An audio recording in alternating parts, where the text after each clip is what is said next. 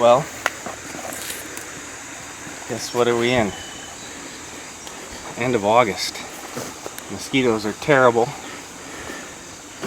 And this is the first episode of Antler Geeks, which is probably kind of a funny name, but it pretty much describes who we are and what we do. We're a new kind of deal, a brand new thing, and we're just regular, legitimate average Joes. We're not famous, we're not really industry people, we're certainly not independently wealthy. We hunt public land, and we hunt our backyards, and we hunt places that we get permission, and we hunt in heavily hunted states, and we do things the hard way. You know, we're out here every night doing exactly this type of stuff. Even though these mosquitoes are horrible, we're just sneaking along the edge of these fields, back in these hidden fields, looking for the bucks that we're going to try to kill.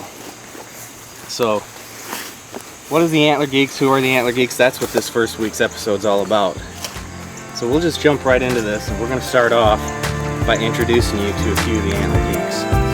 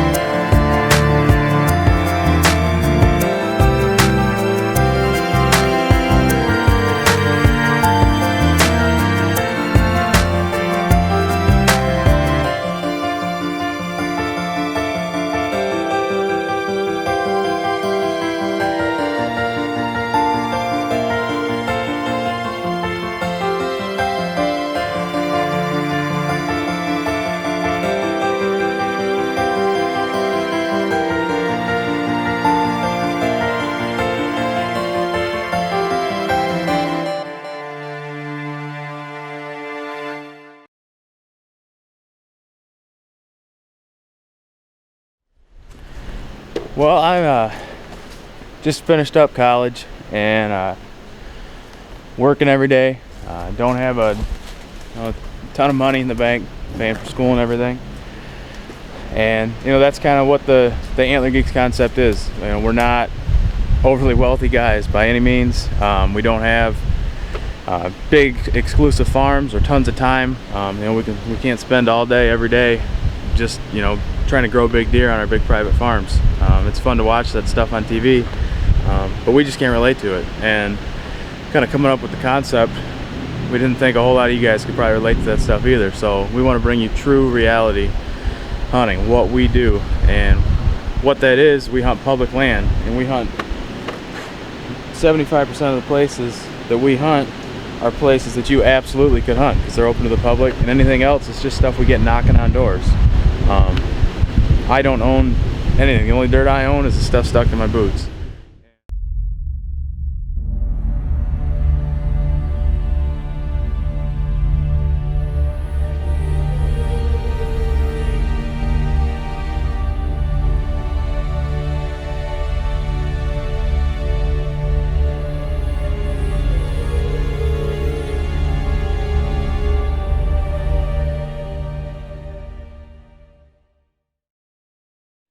Ever since I was a little kid, bow hunting's been my passion, and my biggest area that I hunt is pretty much right in my backyard, and I've had really good success there. It's only 2.5 acres, and I don't have a lot of big farms and stuff like that. I say my biggest property that I have to hunt, that I have permission to hunt on, might be 20 acres. I don't have the money or the privilege to get onto a lot of big managed farms.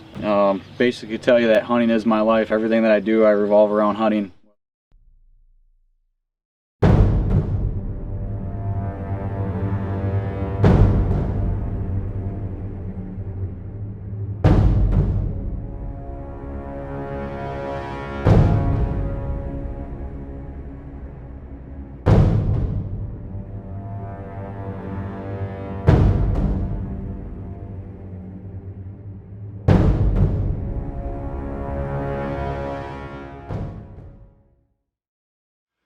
me, deer hunting's really more than just a passion.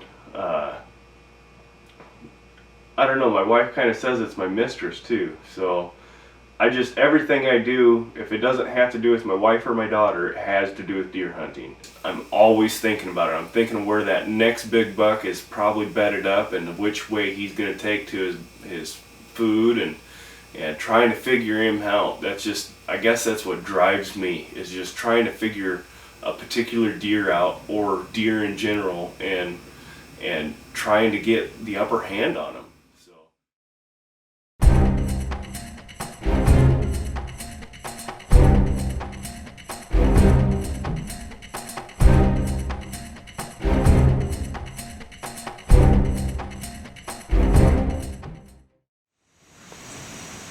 Well, we're going to do Antler Geeks episodes only on Realtree.com. We do have a Facebook page for Antler Geeks that we'd love for you to check out, and, you know, kind of be part of what we're calling this reality revolution. Like I said, 80% of our hunting is going to be done on public land, and we're going to show you how we do that. We're going to show you what's possible, and we're going to try to show you, you know, the amount of passion and energy and work that goes into killing good deer in places that anybody can access. I guess I'll leave you with a story that I hope kind of sums up what we're all about and the type of guys that we are. A couple years ago, I was coming home from the SHOT Show, which is a big outdoor show in Las Vegas, and I don't have to tell you, Las Vegas is not my kind of town. I was definitely ready to get home, and to save money, I took a red-eye flight, which left at like 1 in the morning. And Las Vegas is weird at any time of the day. It's especially weird at 1 in the morning. And the airport is basically a big casino that, you know, airplanes come in and out of. And I was just sitting there, you know, tired, minding my own business, waiting for the plane.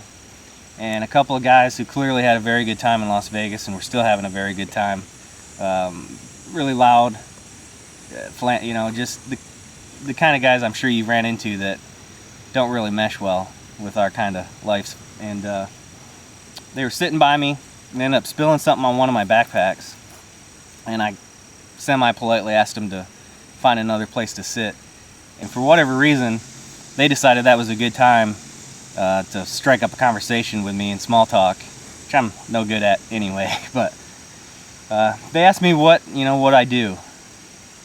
And I guess it only took me about a second, and I decided I'd just straight up tell them the truth, because I'm not ashamed of it. So I looked at them and I said, I kill things.